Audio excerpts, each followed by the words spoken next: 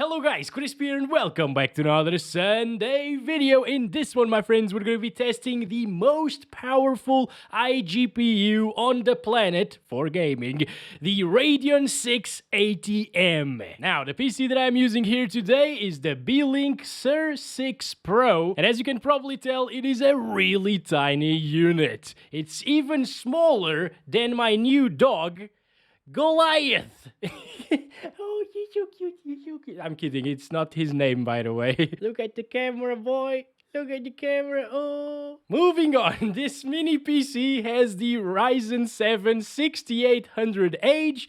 This is not gonna work like this if you keep biting me, boy. That CPU is an 8-core, 16-threaded beast. This also has 32 gigabytes of DDR5 RAM at 4800 MHz, a fast 512 gigabyte SSD with the option to upgrade it up to 2 terabytes, and you can even install a 2.5-inch drive inside of this. Talking about the design, I gotta say that I really like this bluish, greenish color that they got going on right here. It's really nice and it feels quite premium, you know? It's metal all around, aside from a little plastic at the front. And talking about that front, you got a clear CMOS button, which you don't see very often in these mini PCs, 2 USB-A's, 1 USB Type-C port, a headphone/microphone jack, and that power button, which is very clicky, by the way.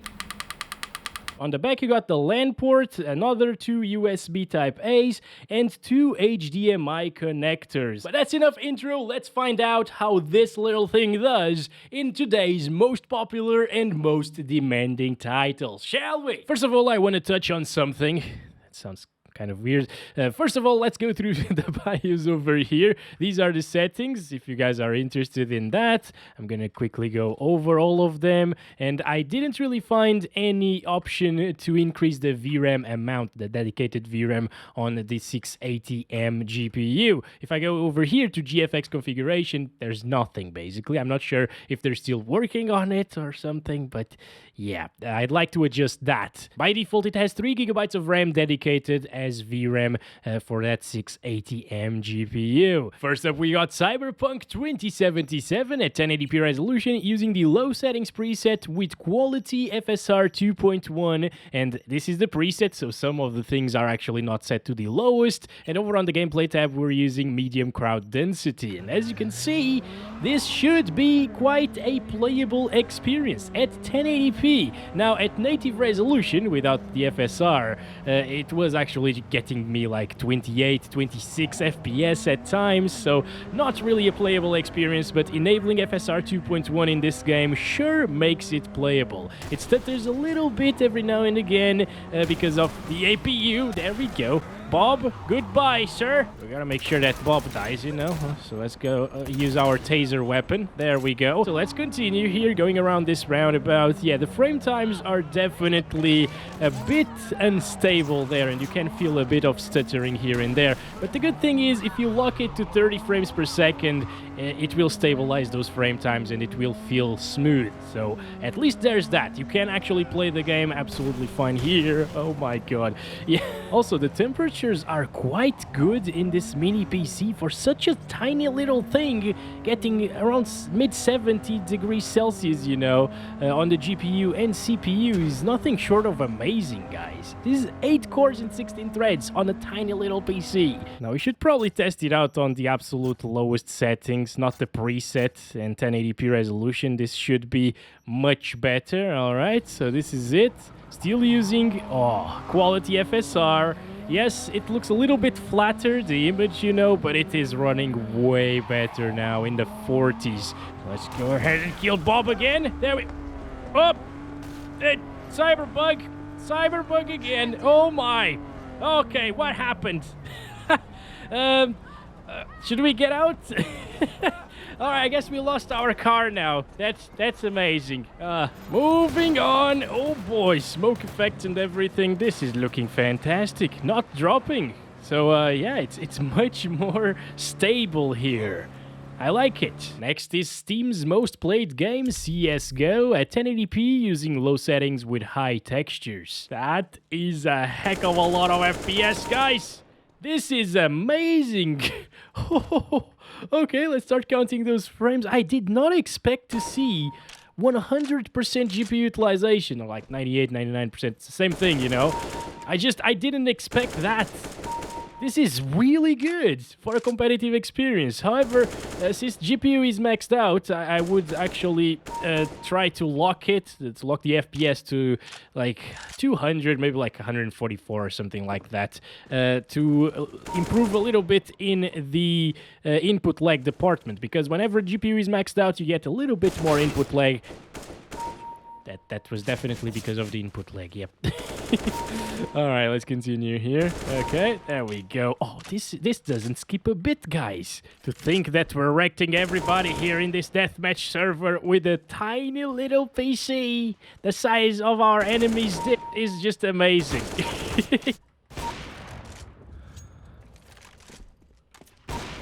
Okay, there we go. That was nice.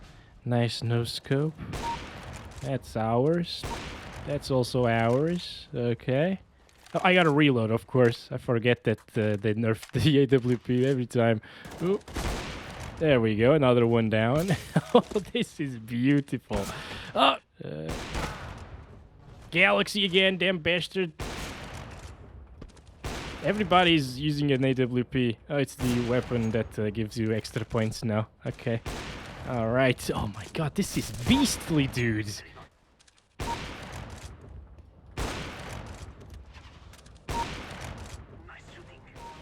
Oh my god, what am I doing? Oh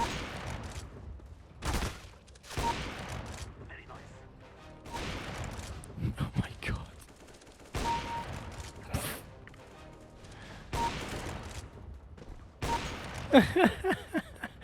Oh my god, what the hell? Why are people so oblivious in this one? 1010 right there. We gotta get one of those GT 1010s.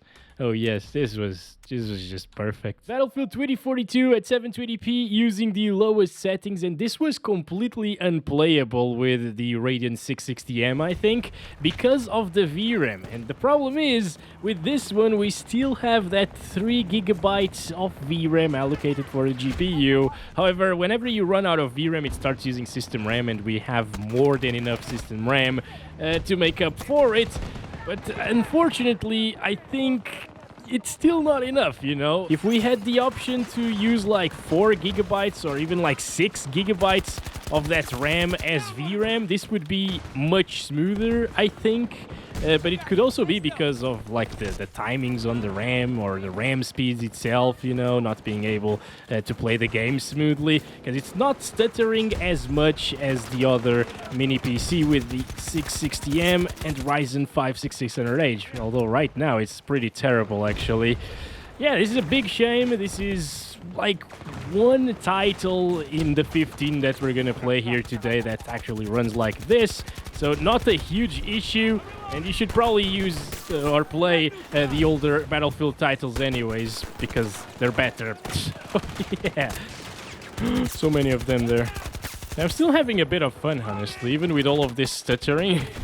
Now it's GTA 5, an older AAA title at 1080p resolution, using the very high textures and high settings. Everything else over on the advanced graphics, everything is turned off, and this is still very popular, and it runs buttery smooth, at least over here. Look at that, 70s. I guess we're gonna go with this car. It is Ryzen Orange, of course, so it's perfect for this video. Let's continue here. 1% lows are going down a little bit there, actually. There is a little bit of noticeable stutter, but it is not that noticeable, if you know what I mean.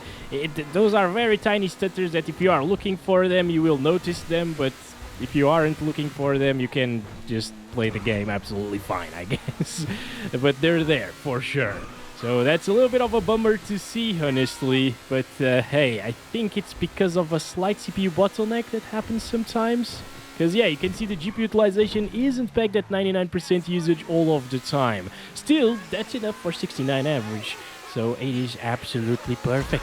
Let's continue. Oh boy. Now the game looks pretty damn good here on high settings. Oh boy. Yeah, okay. Oh, it's already dropping from 60. Totally unplayable, my friend. No, it's not. Okay, if it drops here and there from 60 FPS, it's completely normal and expected, because vegetation areas are super intensive. It's not dropping as far as I thought it would, honestly. So that's great to see. Hello, dear Jack. How's it going? Do you want to meet Goliath, my friend? No. All right, Jack. He's probably running away from us because we got a new dog, you know. Anyways. And it's not dropping a lot. All right, yeah, 53 is the minimum, I guess. And we ended it at 69 averages. And we get to kill Bob at the same time. This is a perfect experience, my friends. Absolutely magnificent. Now it's the most difficult game to benchmark. Call of Duty Warzone 2, because I've already tested it like 5 times and I always got killed in the middle of the benchmark run. But anyways, 1080p resolution using the minimum settings possible. I set everything manually to the lowest here. As always, we're gonna go straight to the most intensive, or at least one of the most intensive areas in the entire map. Oh my god, people are already shooting at us. Are you serious, bro? Come on, let me live. I just want to complete this benchmark, please. Oh my god, look at that. Damn bastards. Okay, I'm just gonna throw a flash grenade. Alright, there we go. And now I'm gonna die. That's exactly what's gonna happen now. Alright, where is he? I don't even see him, guys. Now, what I have noticed already is that this is quite a stuttery experience. Alright? I think we got an airstrike or something. Okay, there we go. Now the guy should leave us alone for a little bit, I guess. Okay, and the good thing is, we actually got him. Okay, what? Oh my gosh, that was interesting. The good thing is the FPS don't seem to drop too much here near the water. Like with some other dedicated GPUs, like GTX 1060s and stuff like that, it usually drops a lot near water. However, this only drops into like the 40s from 50. So not terrible in that regard, but the frame time graph is extremely stuttery here. It's really sad to see this, because if it wasn't for the stuttering, it would be an awesome experience. And it kind of still is, you know, because it's playable even at 1080p.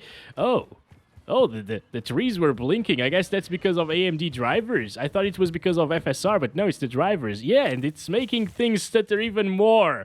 Holy crap, do not go into forests with this. Ultra quality FSR 1.0. Let's see how it performs like this. Over here, it's just terrible. Let's get out. Let's go. That's a jumper there. I'm going to start counting the FPS. It should be enough to put us above 60 frames most of the time, actually. That's really good coming from an APU, guys. I never expected this to achieve 69 FPS on average in Warzone 2. There's a guy right there. Oh boy, I am in no shape or form to take this fight, actually. I'm just gonna go to the water and leave. It still drops into the 50s though, but it's 1080p, guys. The thing is, it's 1080p. Like the 660M and the Vega 8 integrated graphics, those APUs, which were the previous best APUs in the market, those can only play this game at 720p with FSR to achieve like 50 to 60 FPS, maybe above 60 at times.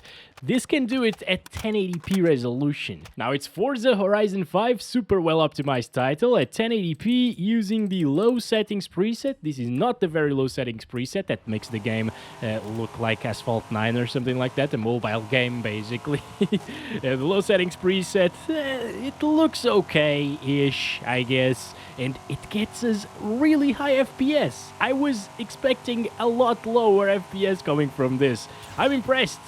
80 frames per second. Now, we're still not in a very intensive area. We're gonna go there in just a little bit. But the car is pretty slow as well. This is a starting car. I'm not sure why Forza decided to give me this, but okay.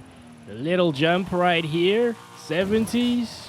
Still pretty solid, guys. And it doesn't stutter much. I've seen like a huge stutter like this already, but it doesn't happen very often, okay? Yeah, I feel like the Forza Horizon 5 experience is really good. I'm gonna test other settings and resolutions in a later video, by the way. Probably gonna post that this week. Oh boy! damn it. Okay, all right, it's all good. We didn't lose our spoiler or our mirrors, so everything is okay. And we finally arrived at the big city where the FPS dropped the most, and it seems like at 1080p, low settings, native resolution, guys, with TAA anti-aliasing, or temporal anti-aliasing, it doesn't drop from 60 FPS even in one of the worst case scenarios. So this is extremely promising, guys. In races and stuff like that, you should get around the same FPS as you saw here in the city area. In races in the city, you might see like 3 or 4 less FPS, but it's not enough to drop it from 60. Unless you are in a tunnel and get out of a tunnel. That's like the absolute worst case scenario in this game. And it still managed like 58 FPS or so. Now it's stutter night. Let's play this at 1080p using performance mode, which a lot of people like, and the low settings. See why it's stutter night, guys? Like, this is terrible, at least in this loading area. Yeah. While dropping, things are not dropping from 60 FPS. Well, 59, just to shut me up, of course. But yeah, it's all right. Now that we are in the ground, things should jump up by quite a bit. 100-something FPS. That's really nice and playable. Unfortunately, this is stutter night, as I told you, so it has a ton of stutters. They go away, kind of, after like a couple of games, or if you play in DirectX 12, you'll get less FPS, but the stutters will be minimized. But since a lot of people like the performance mode, well, I'm testing this out here today. Fortnite developers, I've said this 100 million times before, but you need to fix your crap. Like, this is not acceptable. 19 FPS, 1% lows in a system that can clearly handle this game at 100 plus FPS, no issue, on average, is just stupid, to be honest. I'm done with this, actually. You know, let's move on. Now it's Fortnite's rival, PUBG, 1080p resolution using the low settings preset. There's still a very low settings preset, by the way. Okay, let's start counting the FPS. This map is pretty intensive because it has a lot of vegetation, yeah? So it's dropping our FPS into the 40s and 50s. Did I? Oh, no, those are just birds, okay? Thought there was like a mortar going on or something. So I guess if you want 60 plus FPS all of the time, it is very possible here in PUBG. You should be able to get that even at 1080p using the very low settings. But if you are like me and you prefer a little bit better visuals here in this game, damn it, man.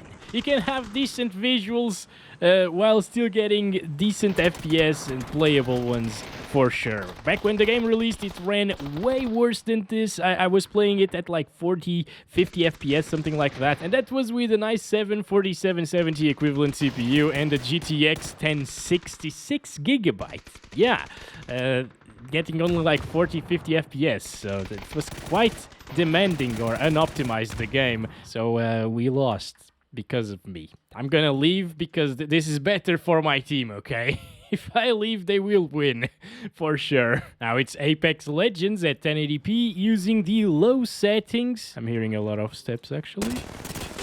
Oh boy, he also has a decent shield. This is terrible. Hi.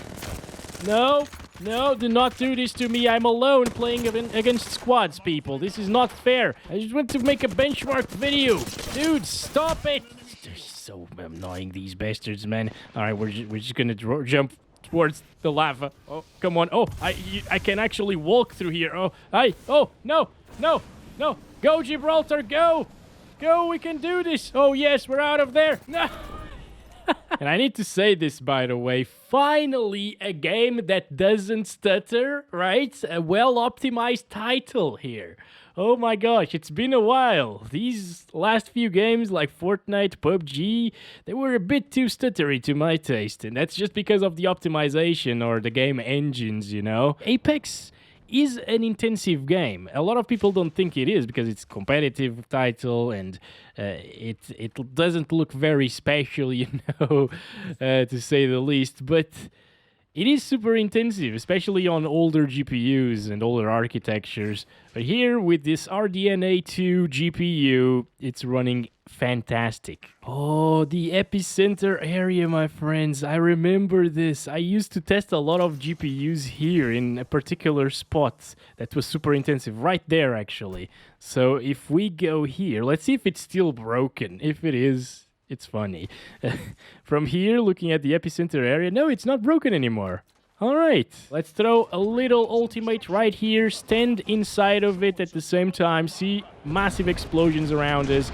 It does drop from 60 inevitably, yes, but it's not terrible. It doesn't drop from 30 at least, so you can play the game, absolutely, and enjoy it. Red Dead Redemption 2, super awesome game now, 1080p resolution using the ultra textures and everything else set to the low settings preset, not minimum, low. And as you can see, we're getting 40 frames per second on average right here in Saint Denis. This is a pretty intensive area, not the most demanding area in the entire map, of course, but it's a good benchmark. Actually, the built-in benchmark of the game takes place right here in Saint Denis, so it gives you a good indication of what to expect in this game. Oh my god, Roach, everything is all right, okay, buddy? All right. And as you can see, it doesn't stutter like many of the games that we played today. It looks way better than many of the games that we played today. And it is playable, super nice, and you have a little bit of headroom to increase some of the settings if you want to tinker with it. Maybe increase like the shadow quality, the ambient occlusion, the terrain detail and stuff like that, because yeah, we are actually well above 30 FPS, and this game doesn't really vary too much in terms of performance in different areas, so you can rest assured that you're gonna get around 40 FPS in most parts of the map, which is pretty damn nice to see. This is at the very least 25-30% faster than the Intel Xe Graphics 96 execution unit that I tested in this game a while ago. That was getting around 30 FPS at 1080p low, and that was the best experience I had on an integrated GPU. This is much better, of course. Yeah, even in the swamp areas, it gets around the same FPS. Roach, don't you dare throwing me off your back, buddy. Don't you flipping hell every time. I knew it. We're playing Overwatch 2 at 1080p resolution using the low settings with high textures and 100% resolution scale, and it's getting, 100 FPS. That's quite nice, especially compared to the Radeon 680M that I tested, which was getting around like, what, 70 FPS? It dropped sometimes from 60 FPS here in this game. This one with double the shading units, well, it has no issues keeping it above 60 all of the time, which is very good, of course. Let's go, people! Stay alive! Stay alive, everyone! Come on! Come on! Get that health, buddies! Please, people! You can do it! Oh boy, I'm so sorry, McCree. You're probably gonna die. Oh, I have this ability, you know, to teleport myself a little bit. That's interesting. Okay, I didn't know. You know, there's a lot of things that I don't know about Overwatch 2, okay? And Overwatch in general, because Overwatch 1 is Overwatch 2. Let's go, let's go. Oh, what is happening here? Why are you so big? You aren't supposed to be that big. That's what she said. Oh, beautiful. All right, as you can see, even in these situations, it's not dropping from 60. Now it's Dota 2, the second most popular game on Steam, at 1080p using the high settings. I set it to this preset right here. Oh yes, starting off with an effect right there. Very nice. Didn't even drop the FPS. Or maybe the FPS are dropped at the moment. I don't know. Yeah, okay, they were. So it gets around like 100 FPS when nothing is happening, as you can see. This is not that easy to run on high settings, especially for integrated graphics or older GPUs, GT 700 series, GT 1030 and stuff. They can't really get 60 plus at 1080p high settings in Dota 2. You might think this is a really easy game to run like League of Legends, but it isn't. Oh, there we go. Some effects on screen. This is exactly what I want to see. Oh, it drops. It still drops from 60 FPS just slightly for like a second or two. Not a problem though. It's still pretty good, and lowering it down to medium settings will get you those 60 plus 100% of the time. Now it's Spider-Man Remastered at 1080p using TAA and the very low settings. This game is actually really intensive on iGPU, so I'm curious. And 7060, what? This is actually really good, guys. Alright, 40s. This is great performance, down into the 30s at times, but I mean, it is pretty good. I was expecting this, honestly, because the 5700G as well as the 660M were around like 30 FPS at these same settings, I believe. Maybe with some FSR, I don't remember it. This is native resolution, guys, and I would actually play this game on native resolution because it looks better than FSR. Like, FSR introduces a lot of ghosting in this one, so I would not utilize that, especially around these trees right here. They won't really look very pretty to you guys because of YouTube compression, but they do look pretty decent here. You know, this game's low settings don't look bad whatsoever. So, yeah, much better than other integrated graphics and much better than, for example, GT 1030s and stuff like that. Slightly better than what I was expecting, honestly. And now it's Dying Light 2, another really intensive title. At 1080p, FSR2 is set to quality. In this one, it actually looks better than native resolution because of the sharpening effect. And over on the advanced graphics settings, we're using DirectX 12, medium textures, LOD quality set to high, and everything else is set to the low settings preset. This on high is part of the low settings preset. All right, yeah, this is looking pretty decent, guys, and it is performing pretty well. Yes, this is a first-person shooter, but it's a single-player title, and you don't really need 60 FPS all of the time, and the fact that you can play it above 30 FPS on an integrated GPU is amazing. This iGPU can play AAA titles, pretty much all of the AAA titles these days, at 1080p low settings. Some with FSR, some without FSR at native resolution, but they are playable, most of them. Okay, now that we're down here... Oh my god, yeah, that stutter is completely normal, by the way. It happens every single time in my benchmarks when I go ahead and hit the first zombie in the face. So, Zambi, I'm sorry, Zambi, yeah. Although it kept on stuttering a little bit there, though, so that could be a little bit of an issue. And it's not because of the VRAM, by the way, because we're using only 2.5 gigs of it, so the 3 gigs are enough.